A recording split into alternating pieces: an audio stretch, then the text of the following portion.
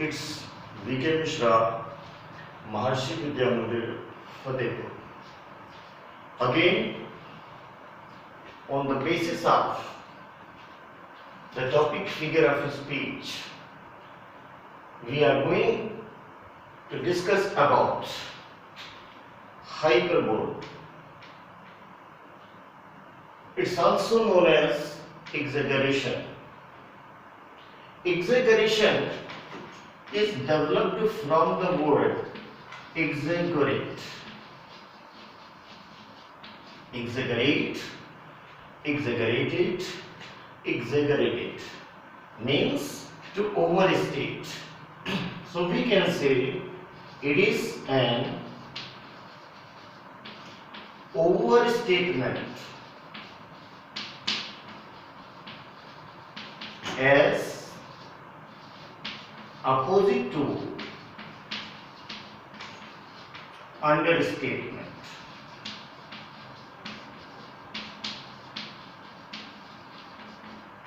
Let us consider what is an overstatement. It is the natural process of a poet's mind that he always try to exaggerate more than it is common. Suppose that we can see the example 10,000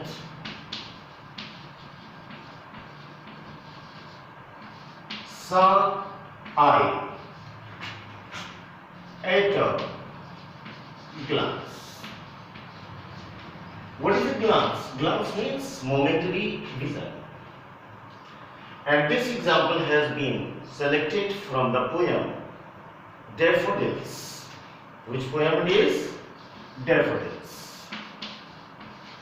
And this was written by William Wordsworth.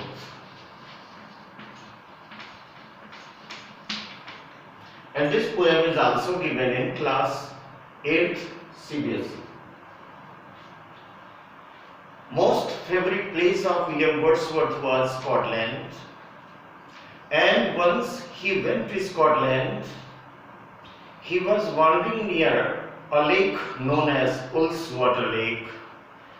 On the bank of the lake, he saw so many yellow-colored daffodils, and at once he wrote this poem on that particular imagination. And he used this line, 10,000 saw I at a glance. In a moment, I had seen the total number of 10,000 flowers. This is the example of hyperbole or exaggeration. Next figure of speech we are going to discuss onomatopoeia. It is the word developed from onoma. Onoma means sound. And next is poia, that means imitation. So we can say imitation of sound. If any line of the poem, this imitation of the sound is clarified, it is known as onomatopoeia. Suppose that we can say grunt, grunt goes the hawk.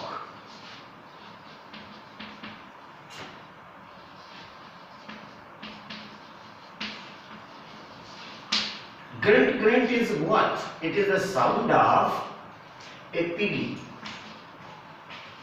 This sound is discussed as grunt, grunt. So grunt, grunt is the sound that is produced. So it is the example of onomatopoeia. We can also see the example of this onomatopoeia in the popular line of Wordsworthian poem. It is known as Agitation of Nature, in which the poet uses the word and duty born of murmuring sound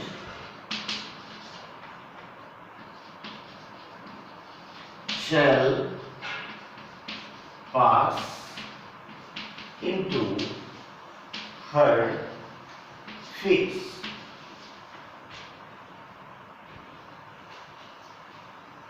This murmuring sound is developed into beautifying element on the face of Lucy Gray. Lucy Gray is a very imaginative child which is described in the poetry of Wordsworth. As to discuss about Lucy Gray, Wordsworth had written total number of 5 poems. The title of the book that was given Lucy's Poems, and it was given in 1795. It was published. Next figure of speech we are going to study is irony. What is irony? Let's think about the meaning of irony. When this irony is used in a drama, it becomes dramatic irony. Irony is also known as sweet dagger. Dagger means sword. Sweet dagger's main work is to cut the enemy without hurting his emotion. So irony has double meaning.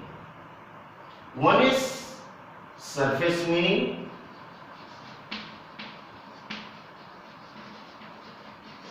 and one is inner meaning. And both the meanings are opposite to each other. For example, we can say that the play written by William Shakespeare was Julius Caesar, in which Mark Antony speaks out the same statement for all those conspirators again and again. He calls as these honorable men of Rome.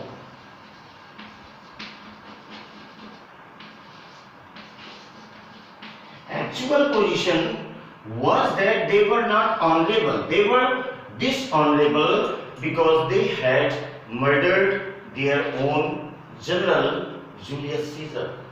But Mark Antony calls them as the honorable men of Rome. So on surface meaning, it seems as if they were honorable, but the inner meaning is that they were conspirator. Another example of irony you can see in class 12 CBSE, the Tiger King. In Tiger King, this example of irony can be seen when the astrologer at the birth of the child predicted that 100th number of tiger will become the root cause of his death. But the hidden irony was that the child was not killed by any actual tiger. It was killed by only a toy tiger. That's why we can say it is the example of irony. Dramatic irony, it becomes dramatic irony when it is used in a drama. Suppose that, for example, we can see the drama of Shakespeare, Macbeth. It is the example of dramatic irony because so many times the witches use many predictions for Macbeth again and again. Next figure of speech we are going to study is sarcasm. Irony is an indirect attack, but sarcasm is a direct attack. In this, the poet does not care whether the person standing before him is feeling good or bad. He does not care for that, and he speaks so many wrong words or bad words against that person. Next figure of speech we are going to study is periphrasis. This is also known as circumlocution. What is periphrasis? What is circumlocution? I just want to discuss. This is a roundabout way of telling something. Roundabout way of telling something.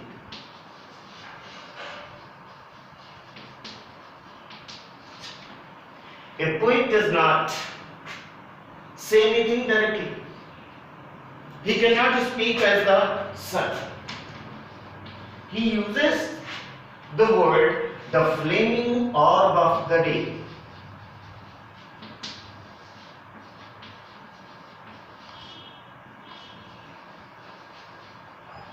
What is flaming orb? It is sun. But he does not speak directly. He uses many poetical method of roundabout expression for this periphrasis. This situation is known as periphrasis. Next we are going to study allegory, parable and fable. Allegory, parable and fable are fictitious or imaginary stories. We can say allegory is a kind of story which has certain fixed morals. But parable is also imaginary story which has not any certain moral in itself. Fairy Queen of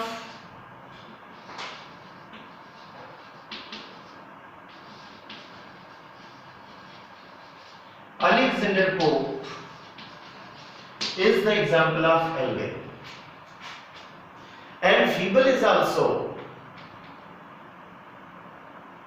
a fictitious story or imaginative story in which the birds and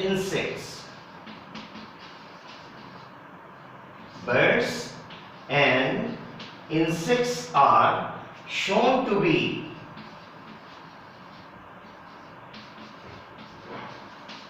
talking like common men and women. Common men and women. So we can say it is fable. Mostly in matter of writing fable, the French writer La Fontaine was very popular. So these are the figures of speech that I have discussed before you.